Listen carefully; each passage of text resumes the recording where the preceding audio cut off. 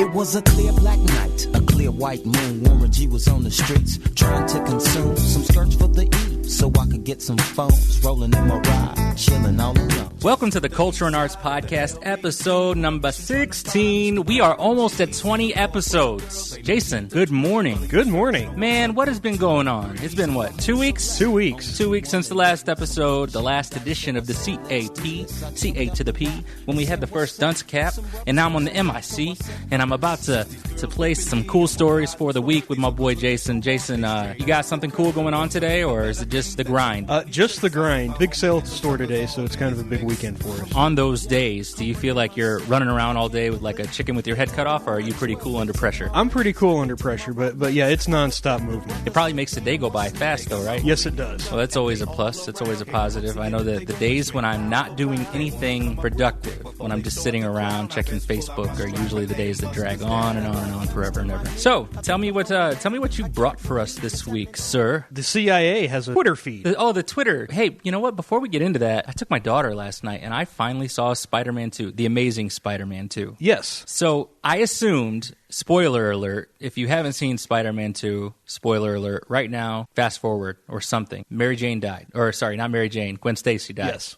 And I assumed that was going to happen. I think I'd heard some whispers around the internet that was going to happen. It nevertheless was still depressing, still kind of sad. Yes. Another thing, my thoughts on the movie, too many villains. I thought Electro was kind of a bad dude. I mean, provided he was almost kind of a tragic character because he really just wanted love and attention. Right. But I thought that he could have been the focus of the movie somehow. And I didn't think that we needed the Harry storyline and the Rhino storyline going on within, I don't know, it just seemed like too much to me. Well, the Rhino character is barely more than an Easter egg. Right. I mean, it's not like he's taken up a ton of screen time.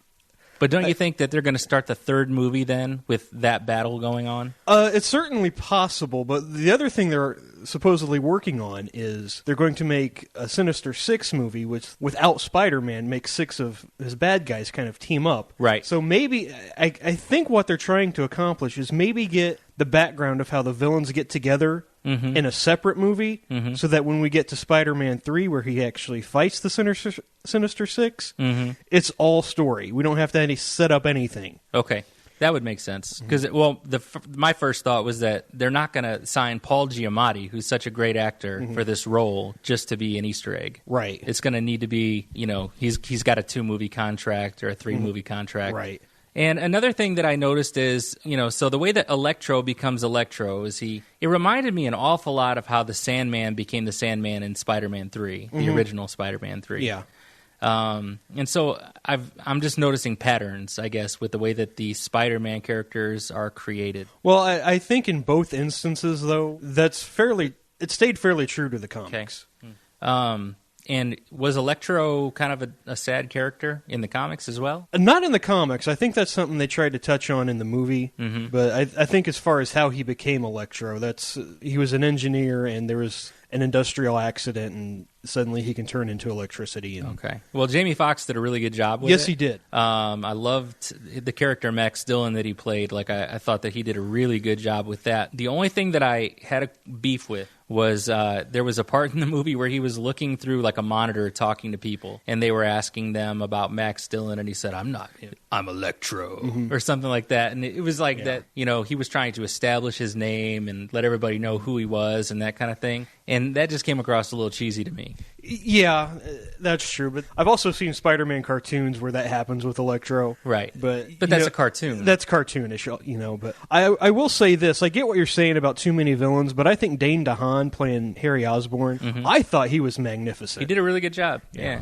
I mean, but James Franco did a great job, I thut, as Harry. Yeah, he also did. And that was one of the few instances in his career where his acting was kind of dark and almost kind of taken seriously. He has a naturally creepy vibe about him. Yes, he does. He's kind of a creeper. So he did really well in those. And this kid, what was his name? Dane DeHaan. I'd never seen him anywhere before. I've never seen him I think he was in Chronicle, but I never saw that. Oh, really? Yeah. Okay. And so, yeah, he came out and he did a good job of this person who had the man, I mean, for a sickness that he finds out about a few minutes into the movie, that thing really escalated quickly. Yes. And because his father said, I passed this on to you, and it's genetic. But he was an older guy. Yeah.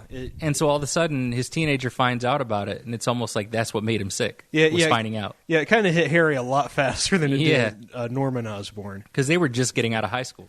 I will say this. I think the acting in this movie was phenomenal. I'm not willing to say that about any of the Tobey Maguire movies. Yeah? Yeah. I thought, I thought at the time that the Tobey Maguire movies were good, except for the third one. And then I watched the Honest trailer for the Spider-Man trilogy.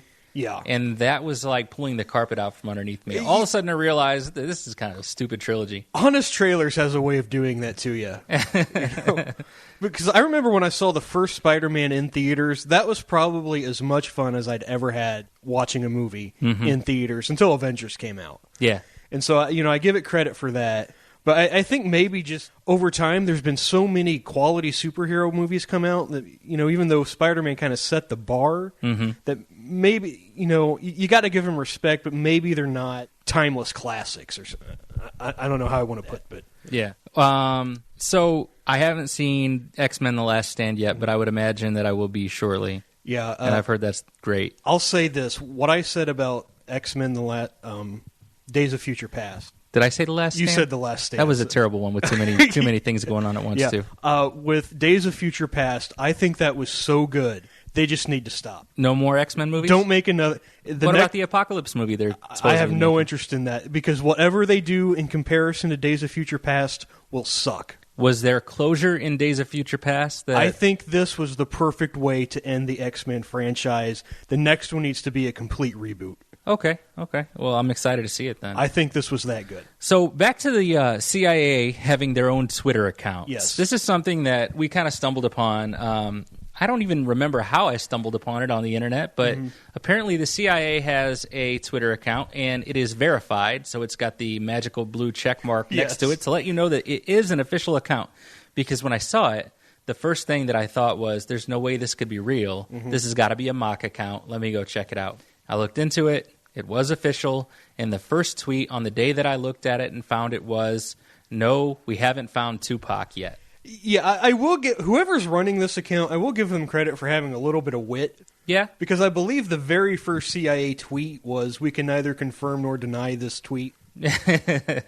Yeah. There was another one, too, that I thought was kind of funny, and I can't recall it now because the Tupac one overshadowed it that day for me. Yeah. But all I thought was, good God, I hope this is an intern and that the American taxpayers aren't paying somebody to sit around talking about Tupac, someone who died how many years ago? That was mid-'90s, I think? So about 20 years ago. Yeah. And I hope we're not spending taxpayer dollars to talk about Tupac. Yeah, because I did reply to the Tupac tweet and say, if you did know, would you tell us? Right. Because there's something ironic about the CIA that works in secrecy having a Twitter account that puts everything out in the open. Yeah, I sent a tweet. Man, there's so many different forms of messaging these days. To a girl named Julie Borowski. She's a FreedomWorks employee who makes these goofy little videos on YouTube and kind of, mocks different political things the way that we would on the WAL radio network. And I was just like, rest assured, we can feel safe that our taxpayers are being spent wisely. Yes. And I sent her that tweet, and she's just like, you crazy? It's like, yeah, that about sums it up. Just crazy. But in lieu of said Tupac tweet, you have brought us a list of, what are they? They're things that the government is spending money on that are just kind of ridiculous. These are 12 other things that the government has funded that would seem to be even more ridiculous than a Twitter account. Okay. And I told you earlier, I tried to do stuff where there's not going to be a huge political debate. I think any reasonable person would go, yeah, that's kind of crazy. Sure. Okay, tell me, what's number one? First one on the list, in 2004, a congressional investigation found that the Pentagon had spent as much as $100 million on 64,000 first-class tickets on commercial flights that never got used. Really? Yeah. Okay, so that's not so funny as it is kind of like frustrating because obviously they've got some indulgences. Yes. They've got some things that they're putting money into that are they necessary? No. And yet they're not even using it. Right. And it would be different if, because the article even mentioned that they didn't get a refund either. They just basically bought these and never used them. So it's just wasted money. $100 million down the drain. Man, that's insane. And what year was that? The report was in 2004. 2004? Okay. So you're going to get that frustration on a lot of these. Bush administration.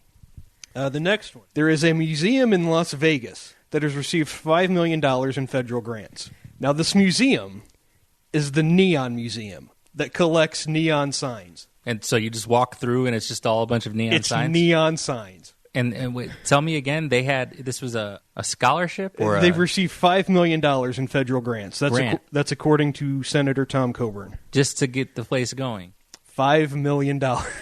Wow. So while the government is spending money on alternative energy, just keep in mind that yes. But they're also wasting energy to light a room full of neon signs for people to see. You know, another one that I did not put on the list because it was more of an oversight than like a funding decision. In 2010, the Department of Energy, their Inspector General released a report that said the Department of Energy itself could save over $2 million just by shutting off the lights and switching to energy-efficient light bulbs. Really? The Department of Energy.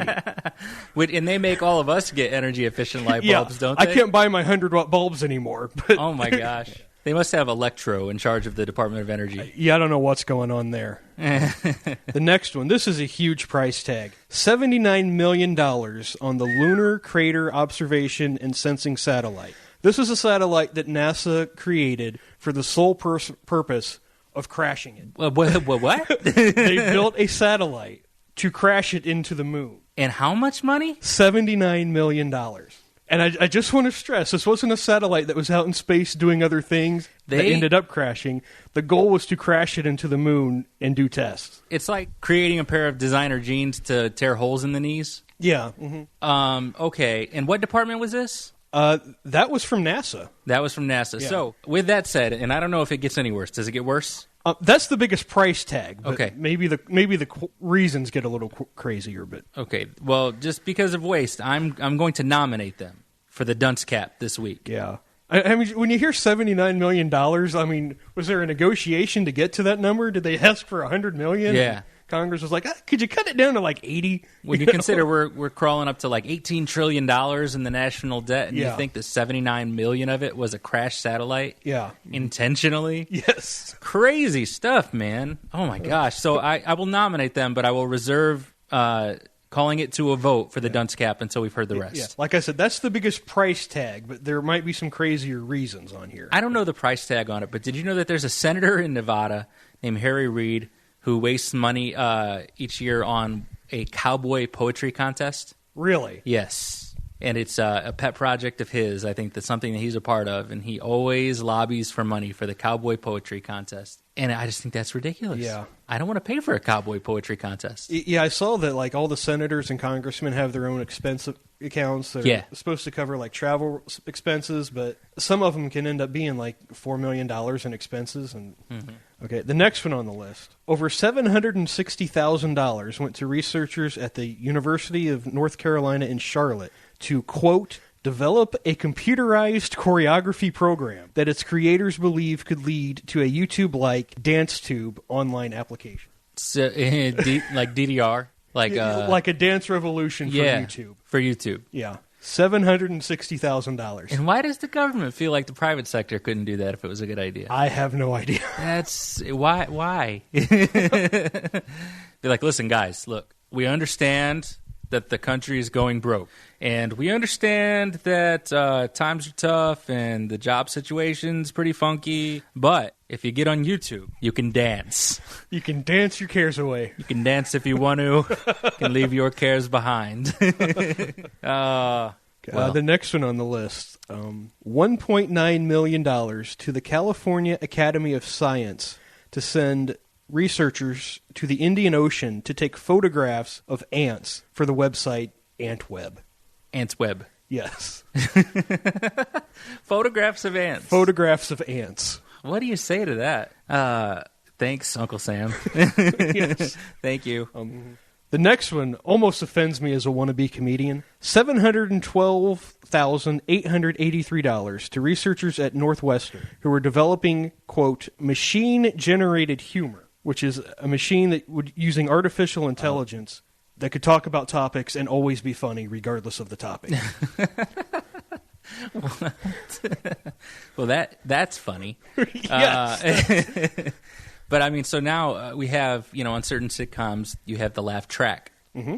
And now we're not only going to have the laugh track be automated, but the jokes as well. The jokes as well. It's almost like they're just laughing at their own jokes. I mean, there's almost something cleverly ironic about that. Yes, I agree. I agree completely. And the rest of us we're laughing at them, not with them. Interesting. The next one on the list, a company received $11 million to build a bridge that connects two buildings at their headquarters. Yeah. Now, this company just happens to be Microsoft, who already has all the money in the world. Right. So they got $11 million of government money to build a bridge. From one building to another. From one building to the next. Now, the government says it wasn't $11 million. They say it was only half that. So there's a dispute over how much went into this. Yeah, but does it matter? Yeah. Because at the end of the day, they're putting money into a bridge for Microsoft. For Microsoft. And that's like the crazy, gray area that you get into where it's, that these companies make huge campaign donations, mm-hmm. and they do a lot of, you scratch my back, I'll scratch yours. Mm-hmm. And so that's where it gets fuzzy. It's like, all right, well, you remember that big campaign donation I gave you? We need money for a bridge mm-hmm. from building to building, so we don't have to take 13 flights of stairs. Or so we can be like, my childhood neighbor and I were stringing the rope from window to window in our two-story houses and, talking through a tin can. Yeah, it's tricky because, like you said, when you make these donations, you expect a little return. But Well, who was it that wanted the bridge to nowhere? I'm not sure who got that. So at least this had a destination. Yeah. I guess we can at least give them those kudos. Right. The next one on the list, this is one that if you follow UberFacts on Twitter, they're tweeting this one constantly. At one point, the CIA spent roughly $20 million training cats to become spies. Nuh-uh. They were working on a system of implanting microphones, antenna, and batteries actually inside the cats. And the plan was to release the cats near, the Russian embassy or things like that, because nobody would suspect a cat.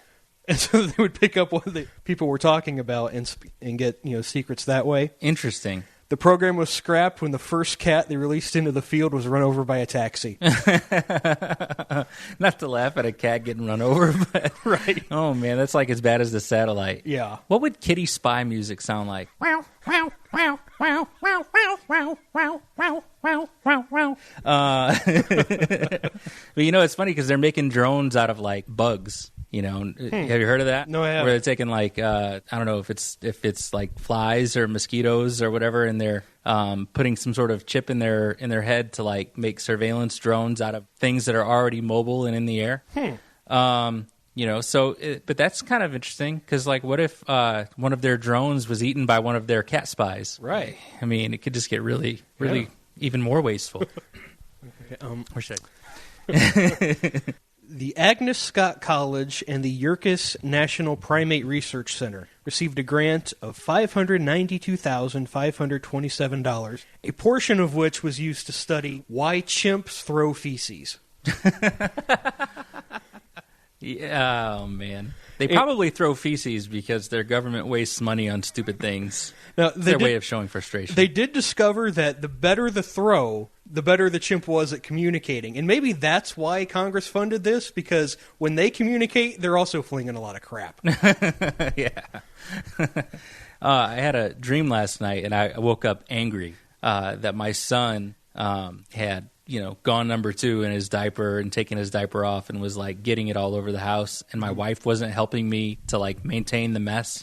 And I woke up frustrated and I realized, it was just a dream. And I'm only saying this because it's ironic, but yesterday morning I asked my son, what do you want to do when you grow up? And he said, I want to be a monkey.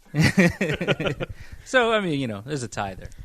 The next one on the list, $175,587 to researchers to study if cocaine increased risky sexual behavior in Japanese quails. Say that one more time. They were studying if cocaine would increase risky sexual behavior in Japanese quails. So animal porn. Essentially. So it's foreplay. It's quail play. They're checking out animals, doing the nasty. Yeah, I remember when Obama and Romney were debating, funding research on quails. I mean, that was some real political theater at the debates. And what's scary about this one is that's not their first grant. No? And this study's going to go through 2015, so they have time to get another one. Now, how do they justify? What's the benefit? That I have no idea. It didn't say? No, it didn't get into that. But man, I really want to know what they think they're going to discover, or how it's going to help the American people or the world or whatever. I have no idea. Next on the list, $615,000 to UC Santa Cruz to digitize photos, T-shirts, and concert tickets belonging to the Grateful Dead. Rock on. So they're preserving rock and roll nostalgia. Yeah.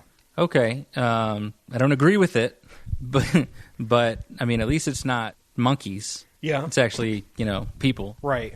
And by the way, chimps might not be the only species that throws feces, but we're the only species that spends money on it. That's true. Go ahead. And then the last one on the list, $2.6 million to train Chinese prostitutes to drink responsibly. It's like a Dos Equis commercial? I don't, an outreach for Asia? Something like that. But I mean, I guess I would tell anyone who funded this, when it comes to prostitutes, just buy American. Yeah, I'm speechless there. Yeah, there's really nothing to say. I was looking for like a Dos Equis tie-in or something, I don't always drink beer, but when I do, it's with Chinese people or I don't know. It's probably going to come across as insensitive or something. Yeah. There's no real tie. But it's nice to know, where our government has their focus on Chinese prostitutes. Well, I mean, we owe them so much money. We got to do a little some research for them, I guess, every once in a while. Can't all be for the quails. Yeah, did they knock that off the debt? Yeah. Look, we'll talk about your prostitutes, and we'll do some studies, and you take 50 cents off of the bill. Yeah. But that's my list. So. That's all of them? That's all of them. Okay. Now, I will add, grand total of all 12 of these programs, $222 million plus. Yeah. But not all in the same year. Yeah, it's different years, obviously, but... Say the total one more time. $222 million, $355,997. Not even a drop in the bucket of the $17 trillion. That's me banging my microphone up against my forehead.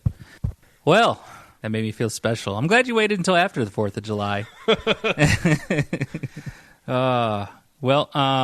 With that said, who do you think deserves the dunce cap, since we're giving that award out this week? Boy, that's a tricky one, because the one that really blew my mind out of this was the studying cocaine on Japanese quails. That's the one I would lean to. When they started doing human trials on that study, finally... we had the Rob Ford incident in Canada. Just so you guys know, that's the culmination of all this. That's interesting. It's really a competition between the quails, the chimps, and the NASA satellite. Because the NASA satellite was just so crazy. That's expensive. Yeah. I mean, if they could tell me that it's going to have some sort of merit scientifically to do that, but I just can't see how it would.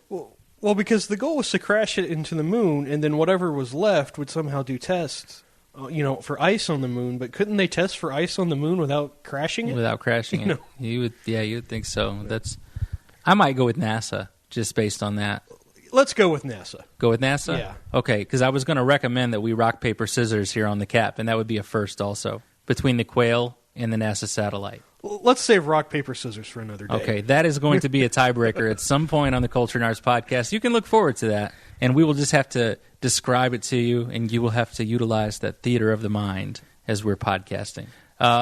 Maybe we'll put a picture of the winner's selection on the social media, on the Twitter or Facebook. We got to have the build-up, leading into a big UFC fight. You got to have that build-up for it. Yeah, we have to train. Hold on there. Jason just made this motion like he was getting ready to throw a rock, but it looked eerily similar to something else. Could have been misconstrued as something else. That is not the way to train. That is not the way to train.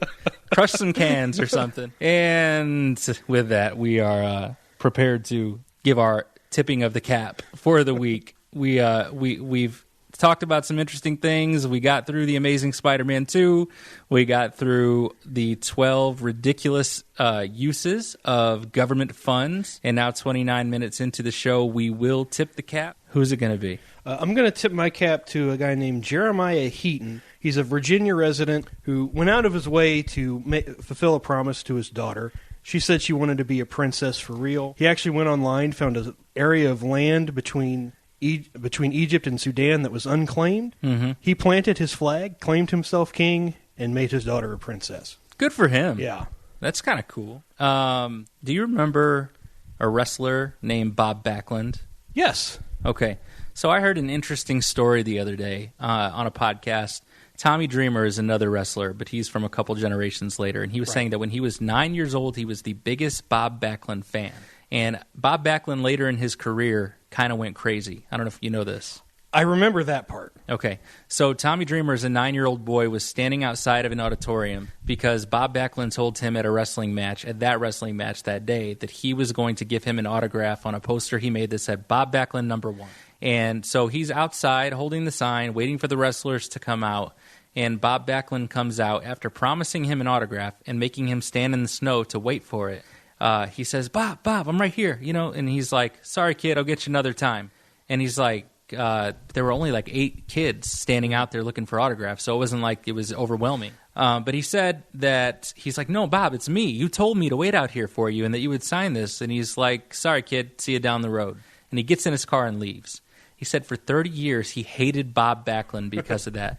And when he was doing booking in ECW, when Bob Backlund, around the time that he started to go crazy, he was running for governor of, I want to say, like Connecticut. And the ECW taping was in New York. And Bob Backlund approached Paul Heyman, or Paulie Dangerously as he was called back then, and he said, I want to be part of the show today. Let me go out there and cut a promo. And he's like, well, no, I mean, you're not wrestling anybody. We already got the show all organized.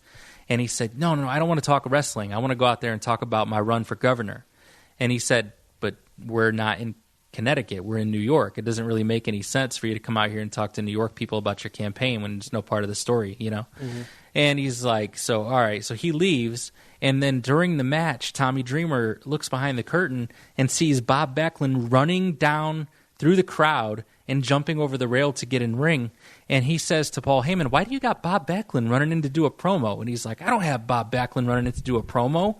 And he's like, he opens the curtain and Paul sees it. And he's like, that stupid son of a... And he's cussing at him and he's crazy. Years later, Tommy Dreamer sees Bob Backlund sitting in a bar. And at that point, Tommy Dreamer said he was the kind of guy that if there were 2,000 fans waiting for him to sign an autograph, he would sign 2,000 autographs because he remembered how devastated he was as a little boy. Years later, he sees him in a bar, and he says, Bob, you were a great influence on me because I knew to always respect the fans and be connected to the fans and always sign these autographs. But I just wanted you to know, you told me that you were going to sign that autograph for me, and you never did, and I've spent the last 30 years hating you for it. There were only 8 of us out there. You could have signed it for me. And he said Bob Backlund's face became beet red. He must have, at the time, been kind of battling those personal demons that some wrestlers are prone to battling. And he said the next day he got to his house, and there was a FedEx or a UPS like package that arrived, and it was a classic black and white picture of Bob Backlund in a frame with his signature on it of him holding up the championship belt back at the time when Tommy Dreamer was a big fan. Mm-hmm. And it said, sorry this took so long. I hope this makes up for it. To my #1 fan, love Bob Backlund. And he said, and they've been fine ever since. Cool. So I, one, tip the cap to Bob Backlund for, we've all got demons to face, I guess, and it takes some people longer than others, but glad that he made good on that. And 2, to Tommy Dreamer for, just being the kind of guy that's willing to appreciate his fans and give them what they want. Yeah, Tommy Dreamer was never like the biggest star in wrestling, but he was always a guy that you knew he loved the business more than anybody. Absolutely. And he said he was recently out with someone who was, I guess, a bigger name in wrestling, and I can't remember who. It might have been that he was out with The Rock at one point or another. And everybody wanted The Rock's autograph, and they were coming up to him saying, can we get your autograph? Can we get your autograph? And they would say, like, oh, hey, Tommy, how's it going? And they would get The Rock's autograph. And he goes, so they recognize me. They know my name, but I was always seen as just this guy who wrestled who just happened to be a fan rather than this big superstar like the people that I was traveling with. I don't know. Yeah. Something cool about that. The one bit of Bob Backlund trivia I know is he lost the title to the Iron Sheik, and then the Iron Sheik lost the title to Hulk Hogan when Hulk Hogan started his big reign. And the Iron Sheik would tell you that Hulk Hogan is a jabroni. Yes. I will break his back and make him humble. And if you follow him on Twitter, probably have some F words. Yes, he is a profanity machine. Yeah. Just puts him out. But that was, I was probably around 6 or 7 when that happened. Just before I got into wrestling, Bob Backlund made a comeback years later, and he kind of had a little element of his craziness in his character. Mm-hmm. I was just never a fan. Yeah, no, he was different, and it's when Daniel Bryan kind of rose to prominence.